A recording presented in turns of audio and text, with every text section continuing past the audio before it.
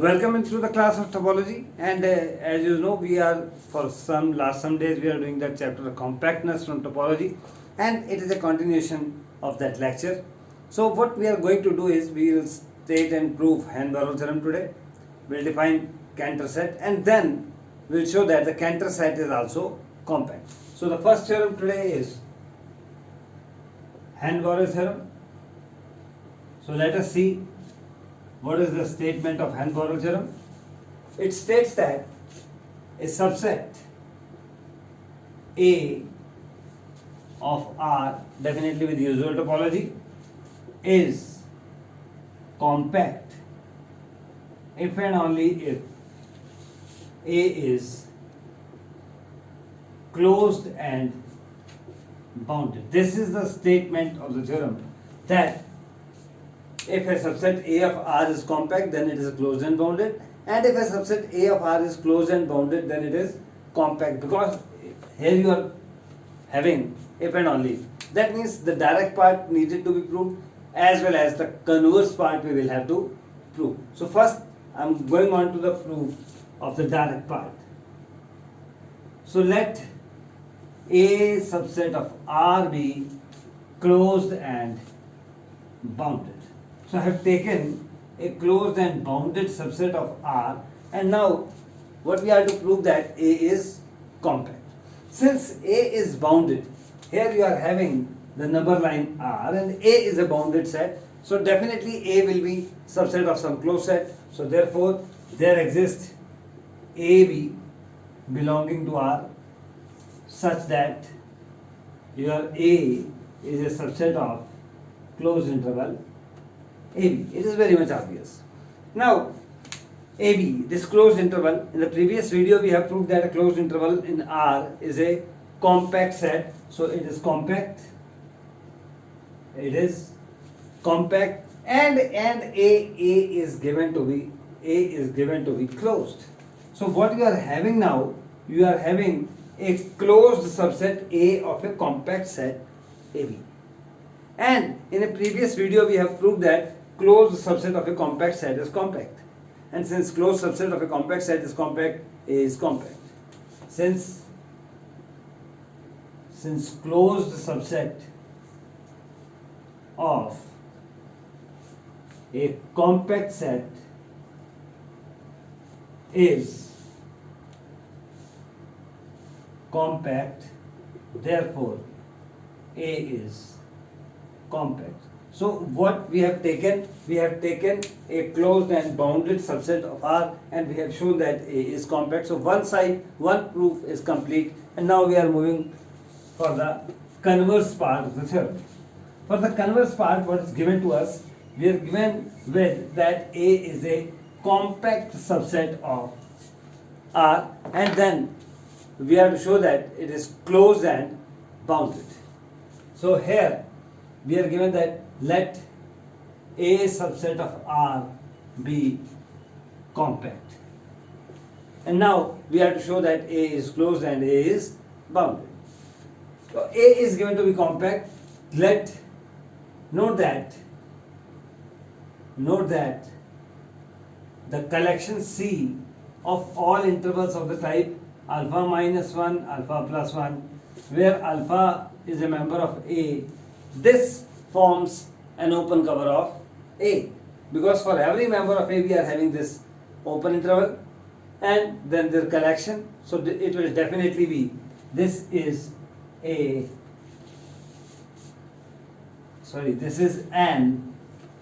open cover. This is an open cover of A.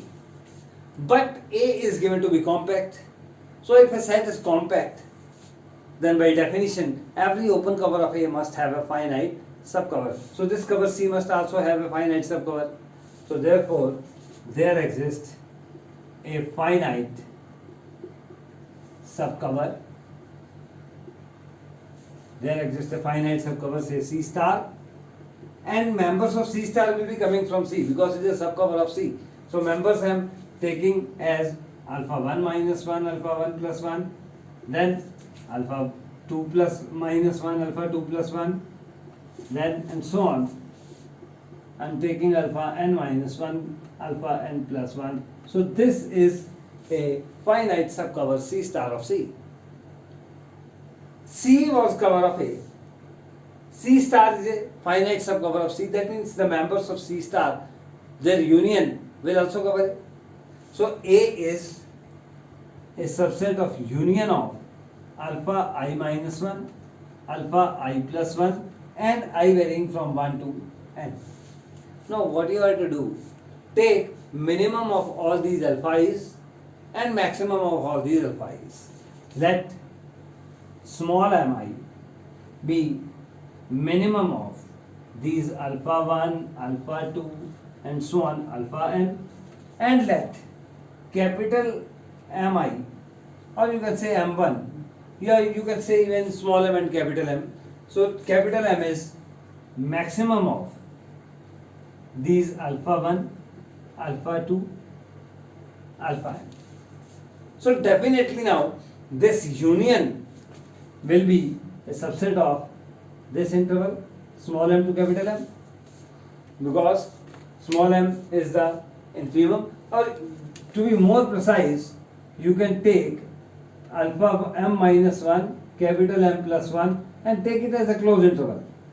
It will be more precise, more clear, more understandable. So this union is a subset of this interval. So A is a subset of a closed interval, and subset of a closed interval is definitely bounded. So this A is bounded. So one thing is proved.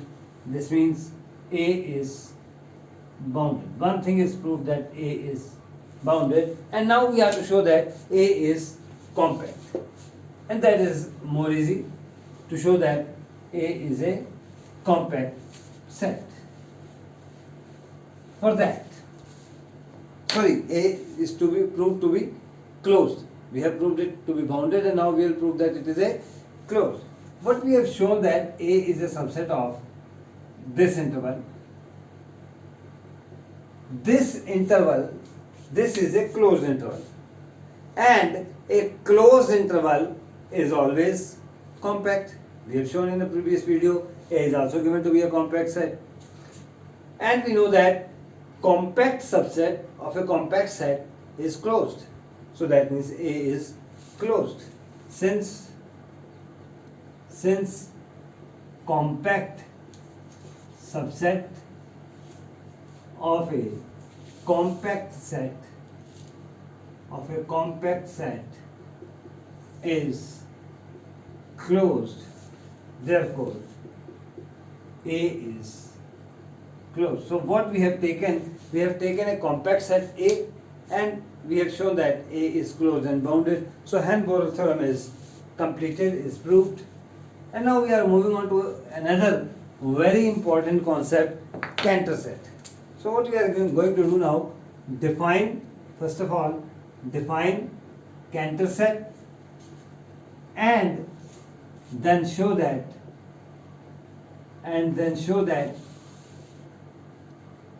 Cantor set is compact. Cantor set is compact. This is our next assignment. This is our next theorem. We are to define Cantor set, and then we are to show that Cantor set is compact. So first I will have to define Cantor set. So consider the open interval 0, 1. So I am taking 0 here. I am taking 1 here. This is your closed set 0, 1. So at the first step, trisect this interval. So trisecting means you are taking 1 point here, 1 point here. So this is 0. Trisecting these points will be 1 by 3. This will be 2 by 3. And now leave the middle portion. So you will be left with 2 closed intervals.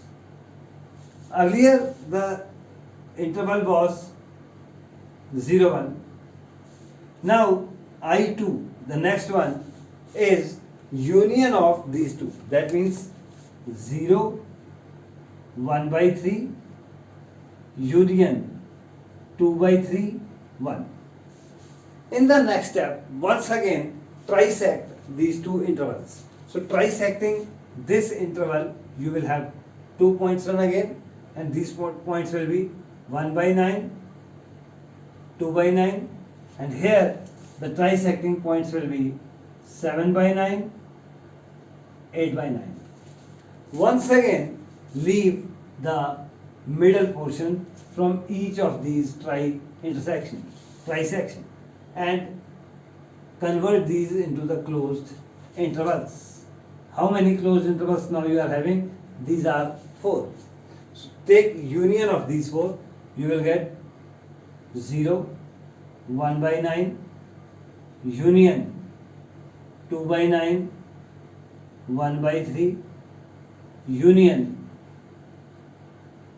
2, sorry, here it is 1 by 3, okay, 2 by 3, 7 by 9, union 8 by 9, 1, and keep continue this process. Next step, this is I3. In the next step, you will get I4, then you will get I5, then I6, I7, and so on.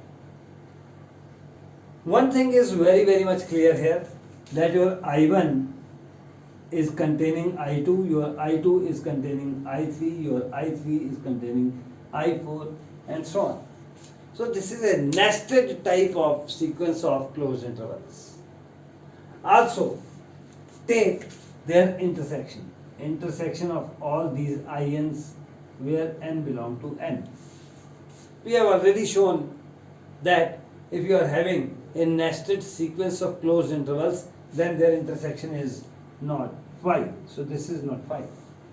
And this set is called your Cantor's set. So your Cantor set is the set that is made by intersection of these all ions obtained in a particular way. And now we have to show that this C, this Cantor set, is compact. And that is very easy. Why? First of all, everything is coming between 0 and 1.